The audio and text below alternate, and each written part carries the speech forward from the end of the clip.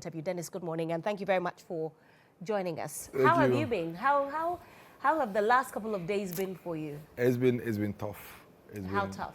I mean, when you go into such a venture with very high expectations and you're not successful at it beats you. And you know, they say when the rain beats you, you should say it beats you. You know, you shouldn't say it showered. You know, the rain really beats us. And so it's been a very tough moment of reflections and trying to really figure out exactly what went wrong. Because we thought that even if you're going to lose, not with this margin. Right. So at this 1.6 million. Over. I mean, how?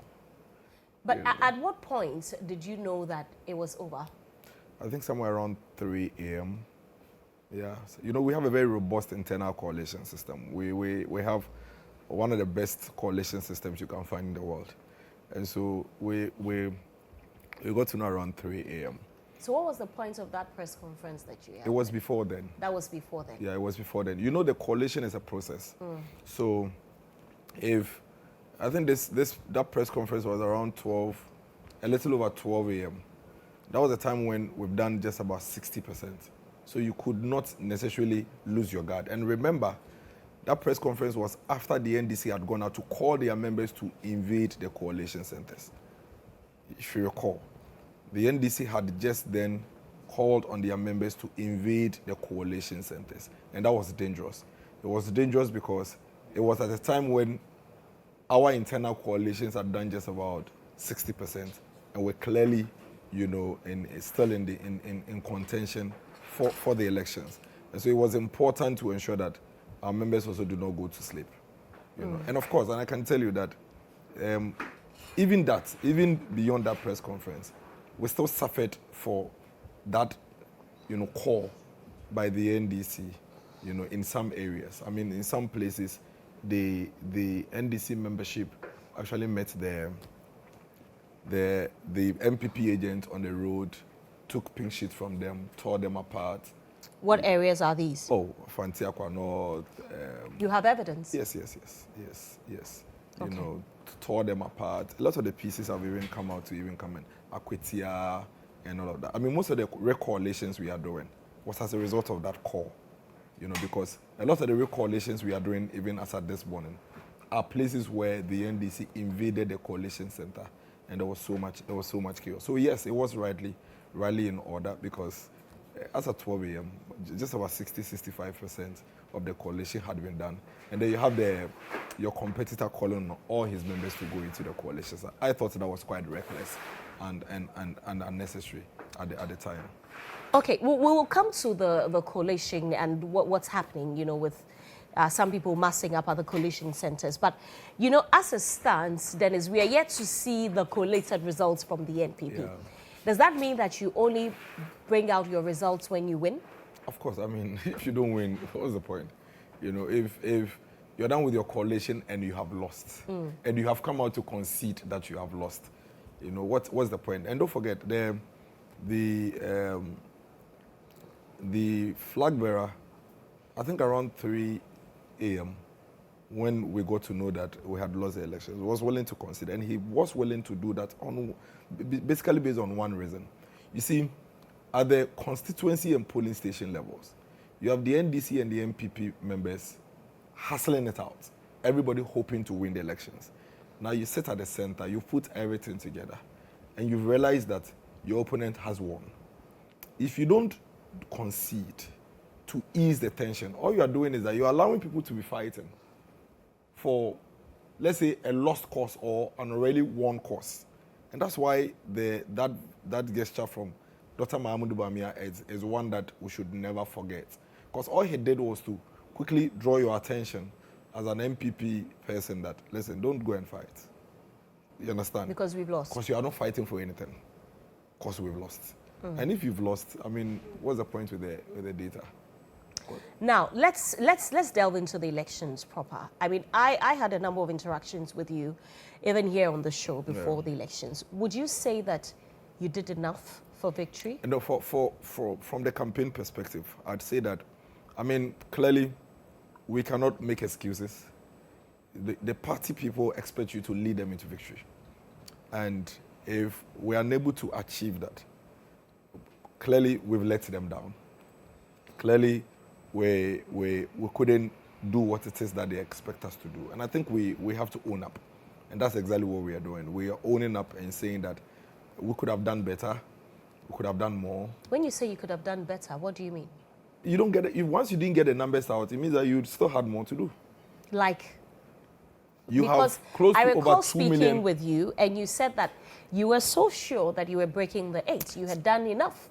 You had done all your works. You had gone to, your flag bearer had gone to all 276. To every constituency. So what else was there to do? Clearly the voters probably thought that we should do more. And that's what we are going to be sitting down in the next few weeks to really look at and figure out that we did this, we did that, we're so sure. What else was left? Did the outcome of the results come to you as a shock? Big shock. Big shock. I mean, you could expect to lose, but not by that margin. Not by that margin. And I can tell you that even as we sit here this morning, I'm sure there are a lot of people who didn't turn out to vote and are asking themselves why. Why didn't we go? Why didn't we just spend an hour to go and express our opinion? You know, I mean... Which should have been worse for you as the NPP, No. that people came out to vote but voted against you? Exactly. I would have been okay if people came out to vote and voted against us. Then you would know that the people really didn't want you. But it's more painful when you know that people could have come out to vote. Okay. And the outcome could have been different. And they didn't do it. You know. But again, that responsibility is on us. Getting out the vote is also part of the campaign. You understand? It's also a responsibility that the party has placed on us to lead and drive them to achieve. And so we need to improve on that. We need to do better at that. We need to be able to have a system that after the campaigning, all the hard work Dr. Mahama Bawumia has put in. I doubt if there is any candidate we've seen in recent history that has put in so much work, so much effort than the flag bearer.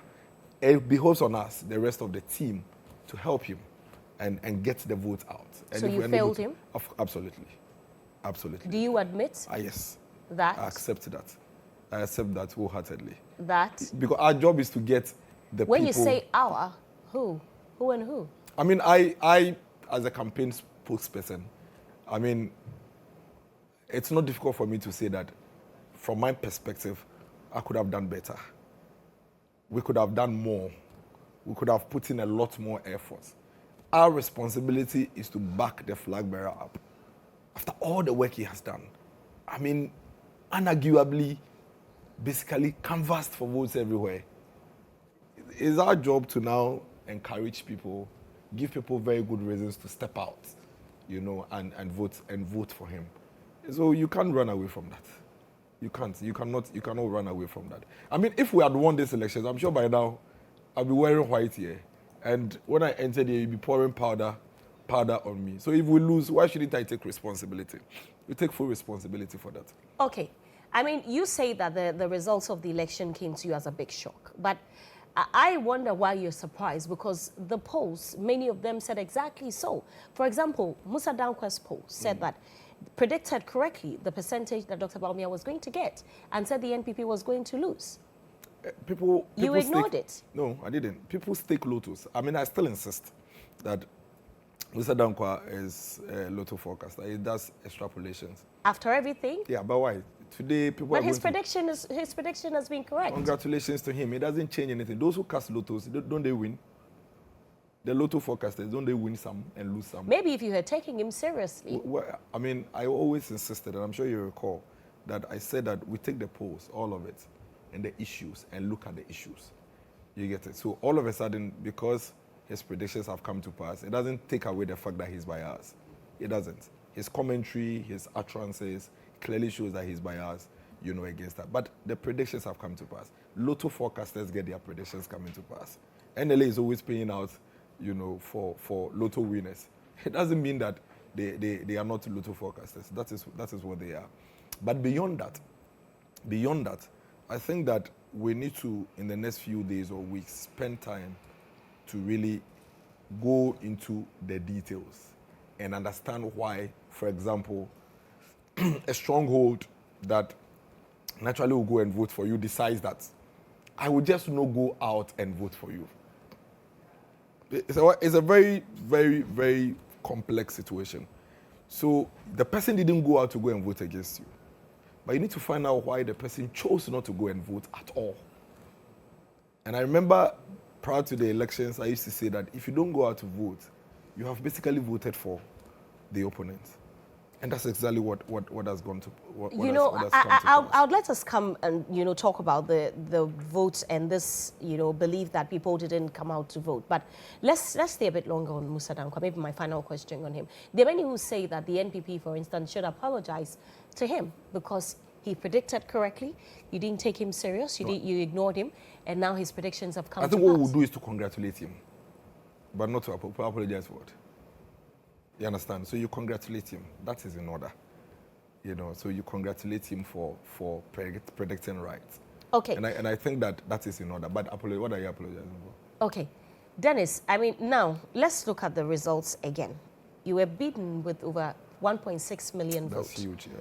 Very huge. I mean, I remember in 2016, after the 2016 elections, communicators from your party made a lot of noise, quote and unquote, about beating John Dramani Mahama with close to 1 million votes. Yeah. This is way more than that. Yeah.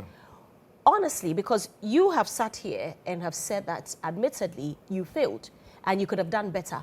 What do you think really went wrong? Take out the fact that people didn't really go out to vote, but what made them decide not to vote for the NPP? I think that with time in the next few days, we'll be able to properly, understand that. But easy to pick clearly is that people really were not happy with some of the things that the government may have done. Like? I mean, you have people still having not forgiving the government on some of the economic challenges and difficulties, which is major, and cost of living, which is major, so these things, I believe, played a very huge part. But these are things that you didn't admit or address when you were campaigning. That's not true. Did you admit that times were very difficult for people? Yes, so it's reflected in everything that we did. Even in our manifesto, you realize that our manifesto was almost about 70% to 80% heavy on the economy, job creation and cost of living. So we did. But Dennis, if you were not a politician, how do you convince someone to vote for you when you have been part of the problem as they believe? So that's why they voted against us. Did you not anticipate it? That's why I keep saying that you go into the contest anticipating both a win and a loss. No, but I don't think that you personally anticipated a loss because you were very confident. Your flag bearer was very confident. I spoke with quite a number of executives of your party. They were all very confident. Because we believed that, and which we still believe, that at every point in time in the country's life, the challenges are different. And you go into an election looking for a leader who has solutions or who is professing programs and policies to confront these challenges. And I still think very, very convincingly that Dr. Bawumia has one of the best policies that could deal with the prevailing challenges than our alternative. And that's why it still gives us that confidence that he would have done a much more better job taking this country into the future. But clearly the people think otherwise. And it's the people's choice and the people's decision. And I think we should respect that. Okay. Now, there are some comments coming on social media. If you look on the screen there, you see it. We'll get into that later. But we're streaming on Facebook, we're streaming on X, we're streaming on YouTube.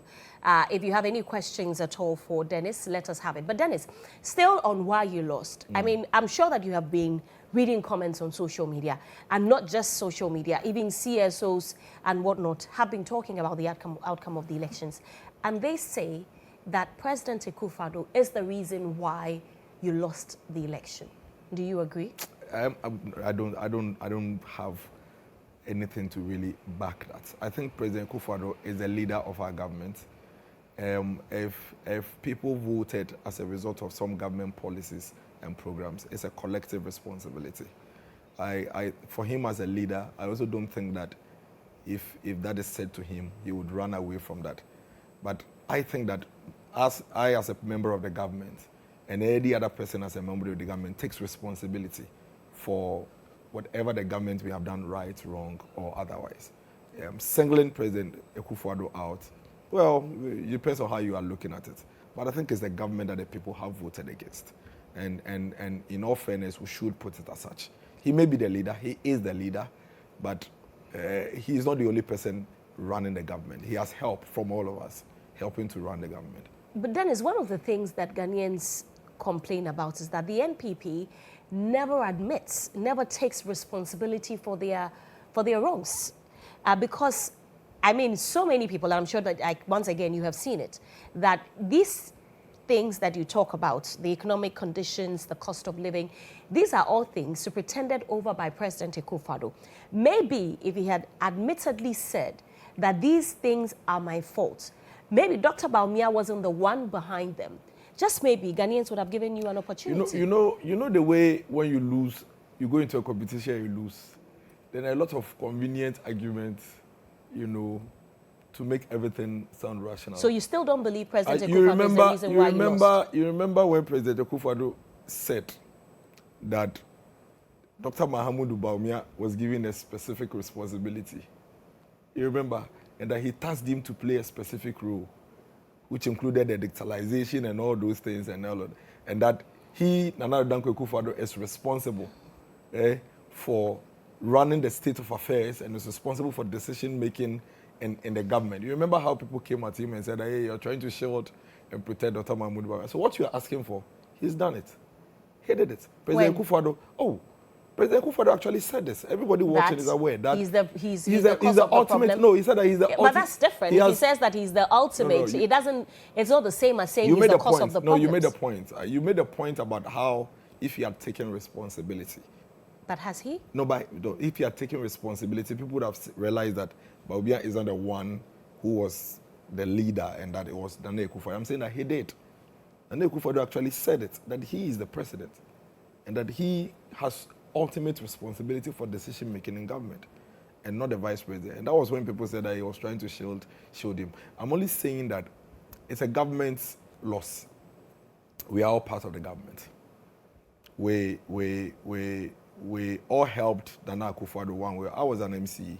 I'm sure actions and inactions as MCE could have contributed to certain outcomes or certain performance of the government. Same as all other persons, all other appointees of government. And I don't think it's fair or it would be fair for anybody, especially for those of us who are part of government, to single out the leader and say that the leader is responsible for anything. Don't forget, the leader is the president. A leader has people he's working with. There are things happening in the economic sector. There are things happening in the health sector, education, agri. These are people who are working to help him. So if we wake up one morning and there's an issue in education, and then the president has somebody helping him to work on the education, you don't necessarily single him out and place it on him. I will not do that. I am part of government. I think that the bad, the good, and the ugly is a government responsibility. We are in this together. The people clearly have voted against us because they believe that the alternative is better than what it is that we proposed or what it is that we did. We take that responsibility without any reservation or conditions or trying to shift blames on people and what have you. I don't think that is even right. Looking back, as a member of this government, are there things that you would have wished the government never did? I'm sure would have time to look at I'm sure that you have had some reflections on, in this last couple of days, Dennis. So, I would have wished that government had so much money to be able to pay off all NAPCO people who are owed. But if government didn't pay, not because government didn't want to pay, it's because government just didn't have the money at the time to pay. I would have wished that. I wouldn't have wished that in 8 years we would have gone through the 6 weeks of doomsday that we went through, between May and I think somewhere in August. I would have wished that we didn't experience that, and that we had a clean sheet. So there are several things that, you would always, and like they say, with the benefit of hindsight, everybody is wiser. With the benefit of hindsight, everybody is wiser. But let's see how it goes. Right now, it's just an election ended, an overwhelming endorsement of His Excellency John Dramani Mahama. Clearly, the people believe that his alternatives and his programs and policies are better options to deal with the solution and the challenges that we have now. We will support him. We are not going to be a disruptive opposition at all. We are going to be a very progressive one that would give him very constructive input in helping to shape the narratives going into the future. We don't want what happened between 2009 and 2016 to happen again, because we've really worked hard. Today, we are averaging about 7% in terms of the growth of the economy. We wouldn't want a situation where by the time he's done with his 4 years, we are back at 2% or 3%. Because when it happens that way, even if you get to come back into government, it's going to be your headache to fix it. So we are going to support him as much as we can. But I don't think that shifting blames and trying to isolate individuals in the government is a right thing. Everybody may have contributed positively or negatively one way or the other to the fortunes of the government. Speaking of blame games, just to let our viewers know that we're also live on Star 103.5 FM.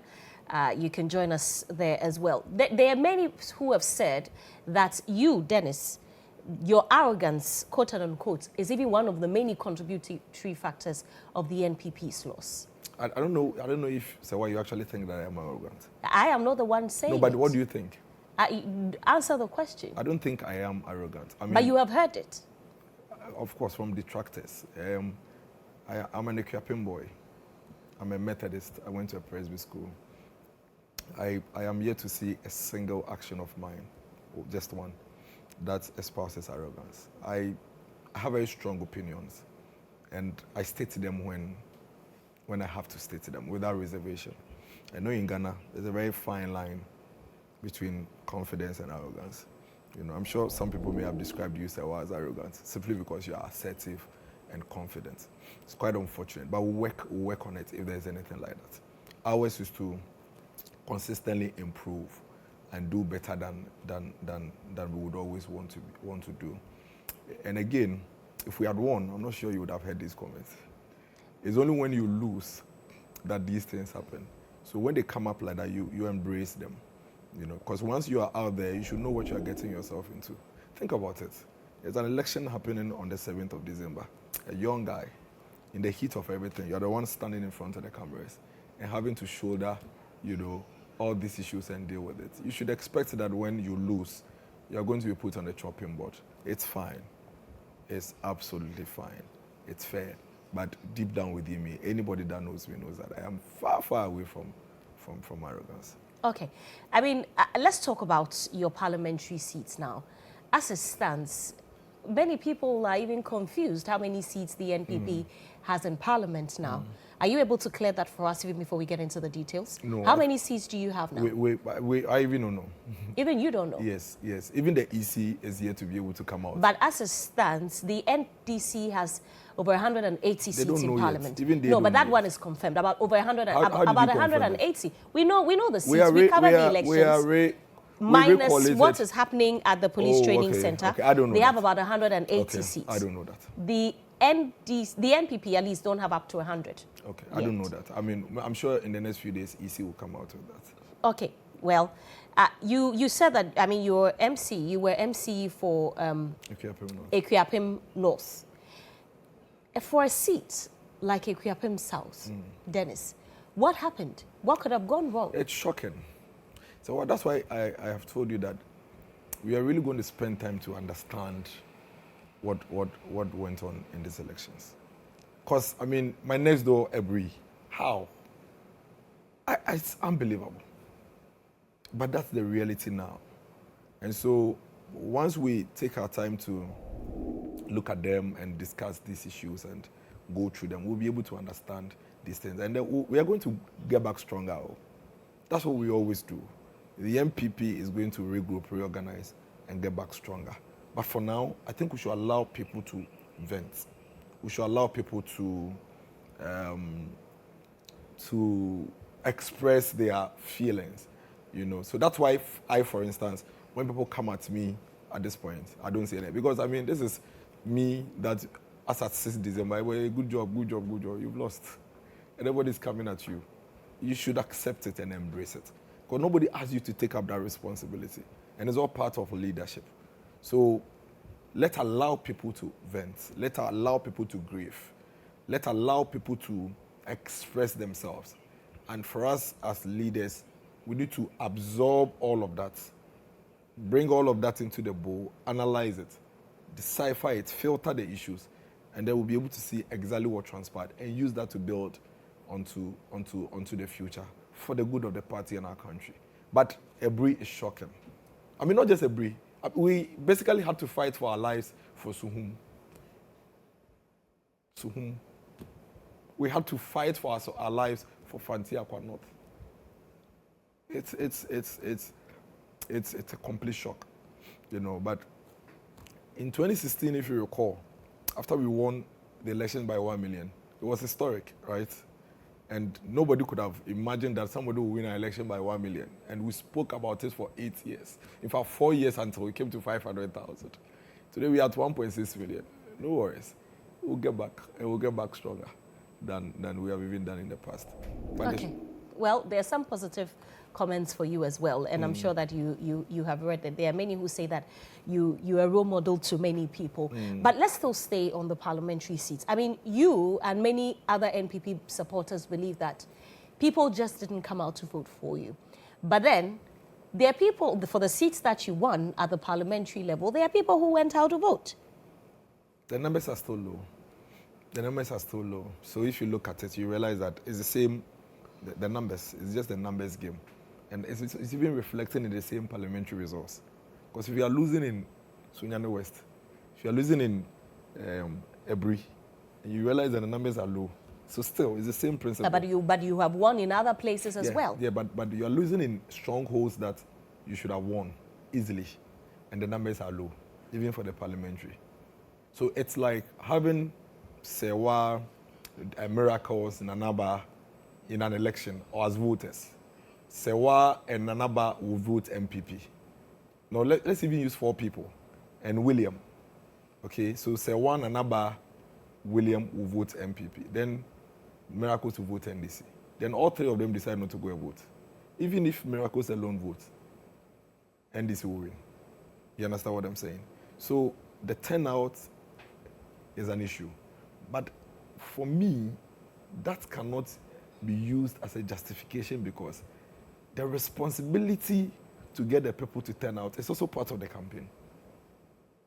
Are you getting the point? So if the people didn't turn out, it's still part of the campaign's inability to get a comprehensive and holistic, job done. And that's why I'm saying that we take full responsibility without reservation. It was our job to get it done.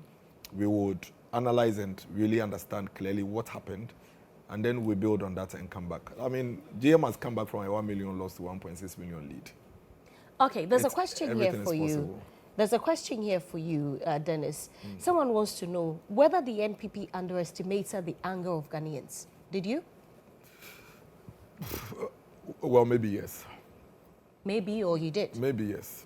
Maybe you didn't know they were this angry? No, maybe yes. Maybe, we knew people were going through difficulties and challenges. That is why we tailored a manifesto that was geared towards dealing with those challenges. So the anticipation was that we were making proposals that could deal with some of these issues. So our expectation was that the people would take these proposals and say that this is the way to go, let's move with it. But I didn't know, I mean, maybe we underestimated how much, unhappy they were with some That's of the not a sign of unhappiness, it's a sign of anger. Yeah, I mean, anger, unhappiness. They are two different things. Frustration. Give us as many as you can, but it is a clear indication that we're not happy with you. Okay, at the parliamentary level, even though you still make the argument that people didn't come out to vote, there are many who said that, some of your candidates didn't perform. Some of your candidates did next to nothing. at that level, and that is why they lost. Because admittedly that yes, people probably didn't come out to vote. I once again say that there are people who went out to vote for others to win. How would you assess the work of your parliamentary candidates and some of your MPs who lost? So again, 276 parliamentary candidates. Let's be fair. Let's hasten slowly and doing an assessment of everybody. 276 at the same time. Let's hasten slowly. It's easy for us to preliminarily have some indicators for the presidential elections. But at the constituency level, the dynamics are different. I've heard people who think that the sense of the center was brought upon all our candidates across the country. Do you agree? I don't know. I don't know yet. I haven't really tested that yet. But that could also be true. That could also be true. Are you simply not failing to admit what is obvious? I'm trying to be very realistic and measured. And politically No, not correct. political. You see, at this point, you may be making a lot of commentary on emotions without facts. And you know me. I like to be a bit more factual. So I will But really Dennis, not say what things. other fact do you need than what you just saw in the numbers? So if you have the turnout low affecting your presidential elections, and that same turnout low affecting your parliamentary, and it's difficult for you to simplify everything and say that they didn't perform. There should be something happening. And I think that it will be one of the reasons, or it could be one of the reasons, but you cannot be making a blanket reason for everybody. So I won't say that they didn't perform. They didn't perform means that they didn't apply themselves very well to the task, they didn't engage the people very well and all of that. Yes, you would have candidates who didn't do that. I saw a flyer yesterday of some constituencies saying that they are going to even go on a demonstration against their candidates. So you are going to have pockets of issues like that. But to say that every candidate didn't apply themselves well, I think that may be some exaggeration, and I want to be a bit more slow on that. Okay, I want us to go back to, the economy, still on the results, because you have admittedly said that many talked about the state of the economy, the cost of living and whatnot. Would you say that, on hindsight, looking back, that you really didn't take care of the economy, like many people wanted you to, when you promised heaven and earth to Ghanaians? I think when you're having the economic conversation, there are several things involved. I think one aspect of the economic conversation that really will be the driving force for the people's anger, as you like to say it, will be the cost of living. And that's something that we admitted. That's something that reflects in Dr. Bawumia's conversation. But in the run-up to the elections, the NPP appeared to be talking only about free senior high school. But free senior high school, credit scoring, introducing electric vehicles to reduce cost of transportation, introducing 2,000 megawatts of solar into our power generation mix to reduce cost of utilities, introducing the SME bank to support our SMEs so that they can do more and employ more, introducing the Mineral Development Bank to support our mining areas so that they can have the needed capital to go into mining ventures. Those were all things that we spoke about. So in your opinion, you dealt with the economy? No, you're asking about, it's not about dealing with the economy, it's about making propositions to address that very important aspect of the economic challenges, which is the cost of living. And we spoke about it and made proposition about it. My view is that maybe the people didn't see that proposition as a better alternative. Not even maybe, that is basically what it means. As a stronger, way of dealing with the issue. They probably believed a bit more in His Excellency John Mahama's proposition, which is fair. And that's why Dr. Bawumia made a point that we are not going to be disruptive. And with disruptive, for example, the NDC were very disruptive in the last parliament. Delay passage of the necessary bills, almost fight everything that government needed to do, affected the timely implementation of these policies and programs. All these things contribute to the health of the economy. We will not do that. We are not position ourselves to do that at all. We are going to support them as much as we can and also criticize them where we think it's important to do that. Okay, now let's look at your candidate. There are many who say that the vote and looking at the margin was Ghanaians telling your party that the candidate wasn't fit for purpose, for the want of a better word, because looking at the results region by region, for instance, in the Greater Accra here where we are, turnout was around 53%. And yet Dr. Bawumia lost by over 500,000 votes.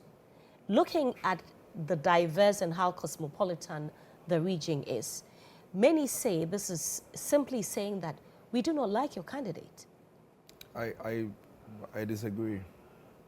I disagree because, again, the numbers are clearly telling us that the many who would like your candidates didn't just come to the booth to come and cast their vote. That's a fact.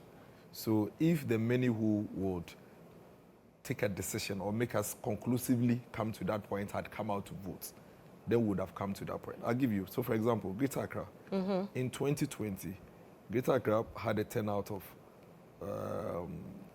NPP had a total vote of 1.2 million. 1,253,179. NDC had 1,326,489. And guess what? In 2024, NPP 681,000. Are you following the numbers? Yeah. 681,000. And then guess what? NDC 1,260,000. NDC numbers are still the same people. Over 50% of the people who turned out in 2020 just didn't turn out in Greater Accra in 2024. So it becomes very difficult for you to come to that conclusion. If they had turned out, okay, if, for example, the 600,000 votes that the NPP has lost in 2024 have been added to the 1.2 million NDC got, and NDC is now getting 1.8 million, then you would have come to that conclusion. You know, I have seen on social media as well this argument being made that people, yes, didn't come out to vote. Data.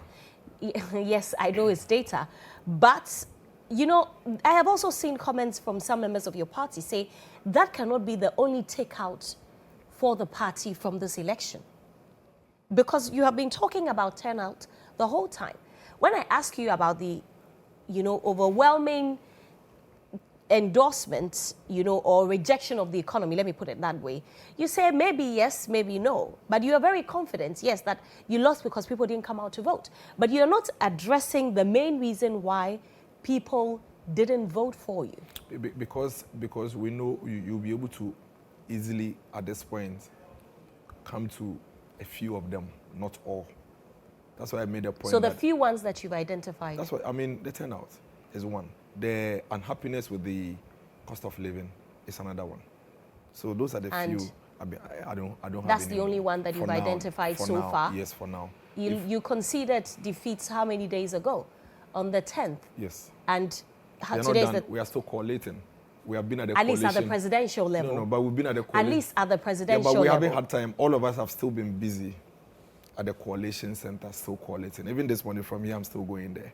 So we've been busy. But I'm very sure that we're going to have multiple reasons. You yourself mentioned a few of them. You mentioned the parliamentary candidates. There may be so many. Some may even be miracles. Others could be. So many things will come to play, in all of these. And we're going to look at all of that and make sure that we fix them. So the bottom line is that we are responsible for this loss. And there is no excuse for it. Our mandate is to lead our party and our people to support our candidate to win. Our candidate applied himself extraordinarily well. Our job is to help him for him to get there. We were not entirely successful at that, and we take responsibility for that. We're going to take our time to look at what we could have done better, what was left, what we couldn't do, and then we improve from there. Okay. Speaking of candidates, there are many who also say that your running mates didn't add anything at all, didn't help matters at all. Do you agree? There is not a single person in our party or in this country that supports the NPP. That didn't help at all. But again, like I said, when you lose in a competition, expect all these things to come up. If we had won, nobody would have said that. When you win, the analysis are different. When you win, you remember that press conference he did, that it was a master stroke. Without that one, that is what energized the people and encouraged them. But once you win, look at them. Needless. Completely unnecessary. It's all fine. That is you need to be ready to embrace these things. You know, if you are a football fan, you follow football a lot. Cristiano Ronaldo and Messi, when they win and they score hat-tricks, you see the way they praise them. But touch wood, let them lose. Kylian Mbappe, see what he's going through today. Everybody that is a football enthusiast knows that Kylian Mbappe is a talented superstar footballer. But in the last few days when Kylian Mbappe was struggling, see how he was placed on the chopping board. Now he scores in the last 2 matches. Hey, everybody says. This guy, Jude Bellingham. Jude Bellingham hadn't scored for almost 6-7 matches or so in a row. Now he comes to score 5 goals in the last 3 matches. And all of a sudden, everybody has forgotten about it. So as a leader, you must be ready to know that immediately you lost, these things are going to come up. And there are 3-4 categories of people. So 1, there are internal people who, first of all, were not happy about your rule, even though they may have supported you to still do it. But once you lose, it's their moment. You can't take it away from them. They need to squeeze you as much as they can to their advantage. 1 category, be ready for that. There are external people that you competed against. Allow them to troll you. If I had won, you had no idea the trolling I would have put out there against my NDC friends. I would have trolled them for like a month. So if they are trolling you, allow the trolling to happen. In fact, the more you fight it, the more painful it becomes. So allow the trolling to go on. That is what competition is all about. Then you have the so-called neutrals who, during your contest, when they are attacking you during contest, it's even more painful. Because you don't know how to define them. They are not your competition. They are not part in the ring with you. Who are these neutrals? Oh, there are plenty of the so-called neutrals. Who? Franklin Kujo, they are the so-called neutrals. Now, if they have won and they are trolling you, allow them to troll you. You can't do anything about it. In fact, allow him to dissect you, open you up as much as he can. Because don't forget, when he was attacking you, you didn't let him go free. So allow him to dissect you, open you up, do whatever he has to do to you. But that is not the defining moment. The real defining point here is how you put all of these things together and really do a proper introspection and analysis of it and come out stronger. For me, that is what is most important. But hearing all these things, and it is because you lost. And indeed, you lost. And you lost because whatever strategy you may have deployed, it didn't work. When we won in 2016, nobody came to do all of these analysis. When we won in 2020, nobody came to do this analysis. You understand? But you have lost. And when you lose, accept it. And allow people to troll you. You can't lose and come and tell me not to troll you. Or come and define. So me, I see tax. See, every day since we lost these elections, I receive close to 5,000 different tags on Twitter and on Facebook.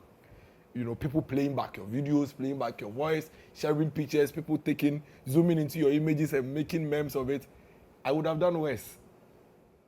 Trust me, I would have done worse. So allow all of those things to happen. You can't come and define to people how they should troll you. All right, let's come back to the results. There are many who say that you lost because you were not able to rig this year's election.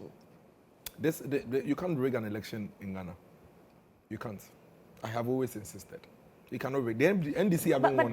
But you have heard these allegations, especially in the Ashanti region. Yeah, but I'm saying that the NDC haven't won the election because they rigged.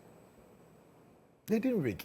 But I mean, this election's results is evident for all of us to see. But the 2016 wasn't evident?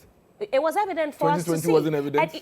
And, following this year's results, there are some NDC supporters who have said that they insist that in 2020, they didn't lose and that the elections were rigged, especially from the Ashanti region. Because then there was a high turnout. Is that the case?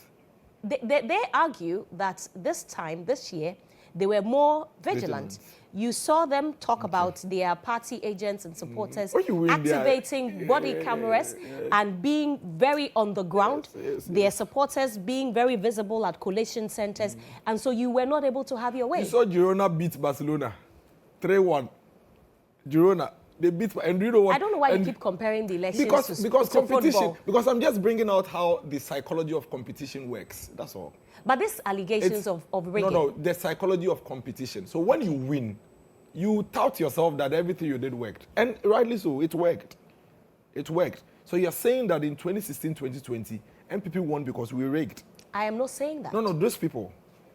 Is that the case? Those are the allegations. We won 2000 elections, 2004 elections, 2016 elections, 2020 elections, 4 elections. The NDC have won 4 before this. So the 4 that we won, we rigged all the 4. And then the 5 that they won, they didn't rig. How are you even going to rig an election in Ghana? When you try to rig an election... Ballot boxes have been intercepted at different places. That is what will happen. Like we are going through recollation. You see, there are systems and laws in our electoral processes. We have seen many attempts to swap ballot boxes. Exactly, to attempts. Bring in ballot boxes. Attempts. They have been intercepted. Attempts. So, for example, we've done a recollation for Frontier or not. NDC said they had won. We have won now. Because you have your evidence. You go home with your pink sheet. Serwaa. You go home with your pink sheets.